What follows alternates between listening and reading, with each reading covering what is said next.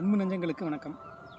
கடந்த வருடம் இதே ஜனவரி மாதம் திகதி 26 நெருங்கிக் கொண்டிருந்த பொழுது என்னுடைய நண்பர் ஒருவரின் பள்ளி சிறுவன் என்னிடம் வந்து, மாமா, எங்கள் பள்ளியில் ஒரு நாடக போட்டி ஒன்று நடக்கிறது. குடியரசு தின விழாவை ஒட்டி நாங்கள் கலந்து கொள்கிறோம். அதற்காக ஒரு வசனம் எழுதி தருகிறீர்களா என்று கேட்டான். காட்சியை விவரிக்க சொன்னேன்.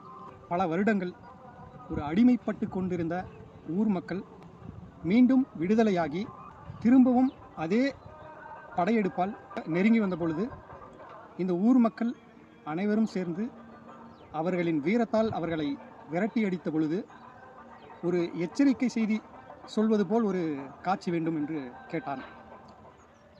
ஐ just need a dialogue on this அப்படின்னு சொன்னான். தம்பி, எழுதி தரேன், இதை விட அழகாக பேசி காட்டு அப்படின்னு சொன்னேன். அந்த வசனம் உங்களுக்காக.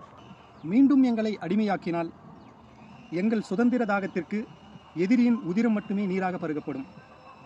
அவன் குருதியை குடிப்பது உறுதி, அதுவே அவர்களின் இறுதி. எங்களின் எதிரினில் நிற்கவும் கூட அவ்வளவு எளிதினில் விடமாட்டோம். அரிதினும் அரிதாய் நடந்தாலும் பரிது போல் எரித்திடுவோம். கழுத்தினை நெரித்திடுவோம், சவக்குழி பறித்திடுவோம்.